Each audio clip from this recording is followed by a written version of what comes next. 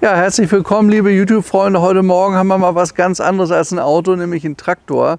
Und zwar das Tolle daran, das ist ein Porsche Master, Porsche Diesel Master. Porsche hat in den 30er Jahren schon Erfahrung mit Traktoren gesammelt und die haben dann nach dem Krieg gesagt, das ist ja ein richtiger Markt. Damit fangen wir an, haben normale Traktoren dann gebaut in den 50er Jahren. Und dann gab es aber auch eine Nachfrage nach dem ganz Großen. Das ist ein Master. Und das Tolle hier an unserem Master Diesel ist auch was für Sammler, absolut. Der ist wirklich fast neuwertig. Ist alles restauriert, alles original und authentisch gemacht worden. Und dann haben wir unseren Spezialisten Schorsch dabei, der steht hier schon, der wartet bei Traktoren, bin ich ganz ehrlich, verstehe ich nicht viel. Kann euch nur sagen, der ist 1961 gebaut worden, wiegt 2 Tonnen, ist 26 Stundenkilometer schnell, hat glaube ich 8 Gänge, wenn ich das richtig weiß.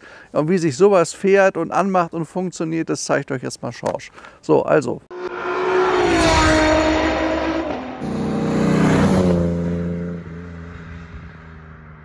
Okay, dann starten wir mal. Ja, fahren wir mal los.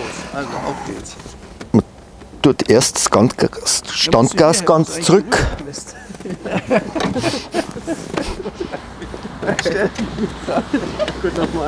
Okay, man tut Standgas ganz zurück. Dann glüht man ein bisschen vor, wie bei einem Mercedes-Diesel. Wie bei einem richtigen Diesel.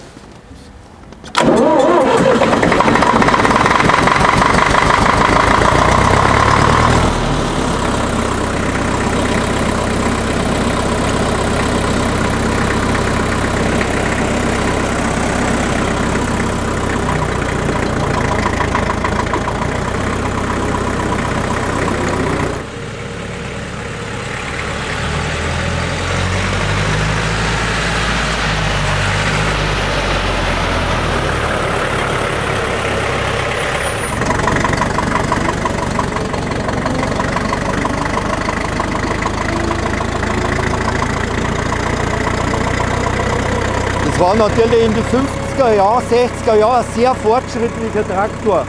Also wir in Bayern sagen Bullock, sehr fortschrittlich. Hat auch, ich weiß nicht, wie ich dazu sagen soll, eine Halbautomatik. Ich kann den zum Stoppen bringen, ohne dass ich die Kupplung betätige. Darum ist das eine Halbautomatik.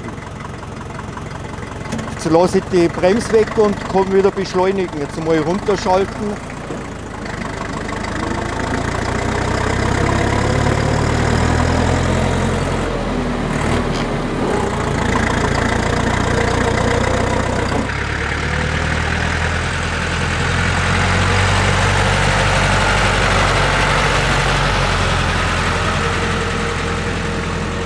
Blinker hat er auch.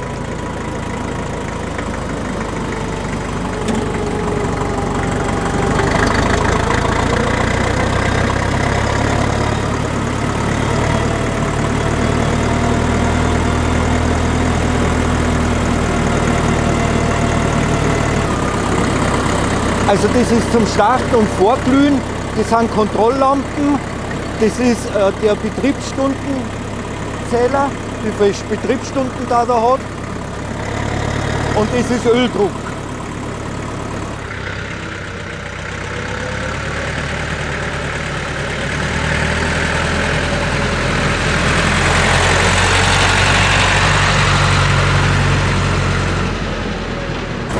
Also wir haben da 2 Schaltgruppen. Man hat 4 langsame Gänge und 4 schnelle Gänge. Also wenn ich jetzt da auf 1 schalte, dann habe ich 4 langsame Gänge. Schalte ich auf 2, dann habe ich 4 schnelle Gänge. Was vielleicht noch interessant ist, der hat eine Einzelradbremse. Wenn ich den Hebel weg tue, dann kann ich jedes einzelne Rad hinten bremsen. So kann ich ganz eng um die Kurven fahren, wie bei einem Panzer.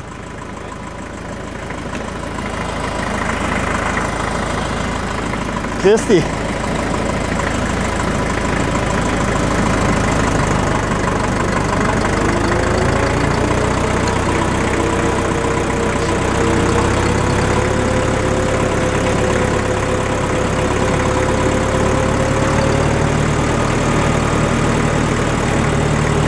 Haben von dem her auch bloß 800 Stück gebaut worden. Da hat man noch die Temperaturanzeige vom Motor. Das ist ein Luftkühltermotor. 4 Zylinder, 4-Takt. Mit einer Wirbelkammer-Einspritzung.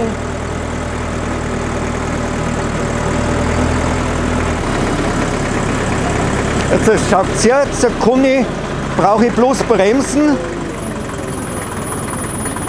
und brauche keine Kupplung. Und kann somit auch wieder fahren, bloß Kupplung weg. Ja. Man muss natürlich auch mit Schwüssengas schalten.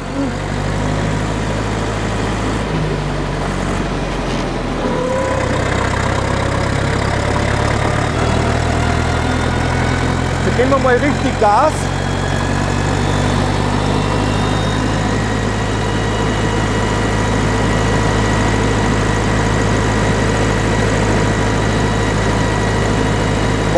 Für 1950 war die Geschwindigkeit für einen Bullock enorm.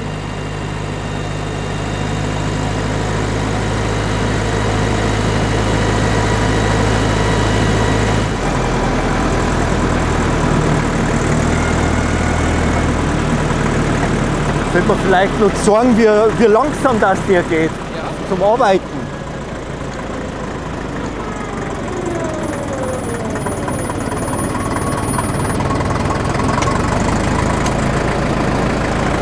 Das ist jetzt der langsamste Gang, was wir haben.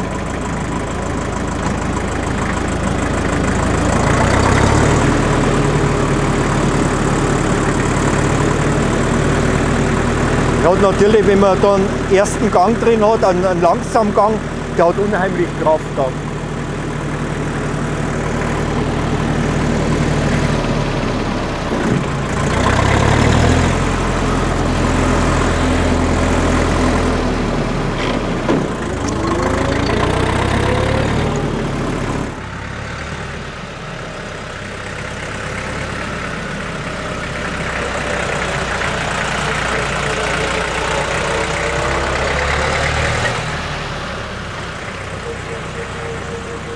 Ja, unser Porsche Master ist praktisch zweiter Hand. Der ist die letzten 20 Jahre in einem Besitz, ist da voll restauriert worden. Hat jetzt ungefähr 6.500 Betriebsstunden insgesamt. Und das hat man nach der Restaurierung auf Null gestellt. Also ist praktisch neuwertig. Wir haben noch einen deutschen Pappdeckelbrief. Und diese großen Porsche Master sind ja eigentlich nur gebaut worden für Großbetriebe. Und die meisten gibt es gar nicht mehr. Die waren ja richtig im Einsatz. Das waren ja richtig schwere Zugfahrzeuge. Und die sind entsprechend beansprucht worden. Und das ein Porsche Master in der Qualität ist, sowas werdet ihr am Markt gar nicht finden. Kurz was zum Preis, unser soll 99.000 € kosten. Das finde ich für 2 Tonnen Porsche auch gar nicht mehr so viel, zumal er wirklich neuwertig ist. So, Schorsch, vielleicht erklärst du uns noch ein bisschen was. Ich weiß jetzt bloß nicht, welche Fragen ich stellen soll. Keine Ahnung. Ja, er hat technische Applikationen. Ja, also, einfach jetzt. Also Schorsch zeigt jetzt mal, was wichtig ist bei unserem Porsche Master. Schorsch, fang einfach mal an. Also er kennt sich dabei anlassen, dass ja, ihr die Antriebe seht. Ja, gut, okay, so machen wir das.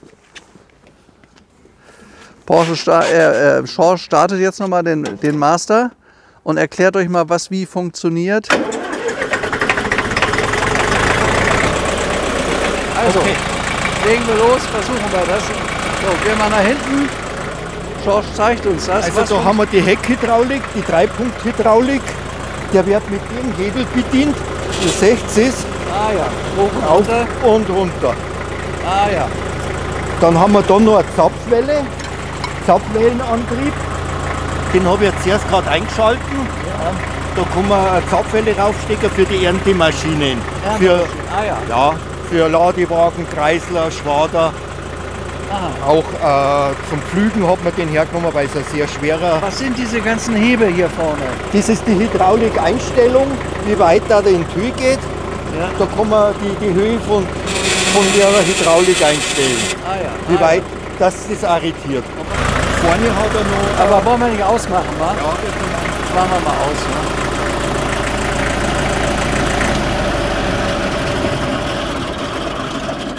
Da vorne hat er nochmal eine Zapfwelle.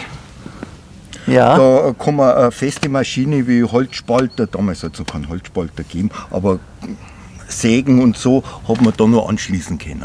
Also war eine Landmaschine, wo man mehr oder weniger alles mitmachen ganz konnte, was genau. eine irre Zugkraft auch hatte. Ja. Dafür waren die ja bekannt. Da, Und da ja. betätigt man die Zapfwelle von Ja. vorn. Ah ja. Ja, toll. Was wir noch vergessen haben, der hat eine Hinterradsperre. Die kann man folgendes betätigen. Wenn man keine Hände frei hat, dann dreht man die runter oder man zieht sie in die Höhe. Dann wird die Hinterachse zu 100% gesperrt. Dann hat man doppelt so viel Traktion bei einem schlechten Boden oder so. Also das Tolle an unserem Traktor ist, das wissen wir von Spezialisten, er hat wirklich alles authentisch. Das ist relativ selten, weil viele sind verschlimmbessert worden, sage ich mal. Das ist hier nicht der Fall. Der Besitzer hat darauf geachtet. Warte mal, ich muss das mal wieder rein tun. So, jetzt sieht man mal die Maschine. Es ist ein Vierzylindermotor mit 3,3 Litern Hubraum, leistet 50 PS, ist 26 Stundenkilometer schnell und George kann vielleicht auch noch mal ein paar Dinge erzählen, weil es ist ja kein normaler Motor. Das sind die Einspritzpumpen. Die Einspritzpumpen haben den Diesel zuerst in der Wirbelkammer verwirbelt, den Diesel, und dann ist er erst gezündet worden. Aha. Das ist ein Wirbelkammermotor. Wirbelkammermotor, ah Da ja. sieht man die Lenkung. Ach hier, das Die siehst kann du ich direkt. mit einer Hand drehen, also das ist sehr toll. Schon toll, ja? Ja, ganz toll. Trotz der schweren Maschine da vorne drin. Ne? Ja, deutsche Wertarbeit kann man hier gut sehen. Made in Germany, Porsche. Man hätte ja nie gedacht, die bauen ja heute nur Sportwagen, dass die mal Traktoren gebaut haben. Es ist ja, passt ja eigentlich gar nicht zusammen, aber passt eben doch zusammen. Und der Professor Porsche war halt eben Hans Dampf in allen Gassen, kann man sagen. War überall gut. Ja, was haben wir noch? Der Bullock, der war sehr teuer. War sehr teuer. Hat Für 15.000. 15.000 Mark hat er damals gekostet. Stimmt, habe ich ganz vergessen zu erwähnen. Da gab es fast 4 VW Käfer dafür. Muss man sich mal vorstellen. Konnten sich normale Betriebe überhaupt nicht leisten. Ja, und wie gesagt, dann in diesem schönen Zustand. Der muss jetzt ein bisschen gereinigt, ein bisschen sauber gemacht werden. Aber er ist eigentlich neuwertig. Steht jetzt in Beuerberg, haben wir gerade bekommen. War mal ein bisschen was außergewöhnlich. Ist ja eigentlich auch nicht unser Thema unbedingt jetzt. Aber ich fand, das war sowas Seltenes, einen Porsche Master mal zu zeigen, wie der funktioniert, wie der läuft, wie sich das anfühlt. Deswegen haben wir das einfach mal gebracht. Ja, ansonsten freue ich mich über eure Besuche. Wenn ihr tolle Autos habt, bietet uns die wirklich an. Haben wir immer großes Interesse. Ich fahre jetzt gerade wieder los. Schauen wir über 12 Sammlungen an. Da sind tolle Autos drin. Und bis dahin sage ich euch alles Gute. Euer Stefan Luftschütz, bleibt uns wohlgewogen. Nein, das ist alles Quatsch, streichen, Blödsinn. Also, ich verabschiede mich bei euch. Wünsche alles Gute. Bis zum nächsten Film. Euer Stefan Luftschütz und ciao.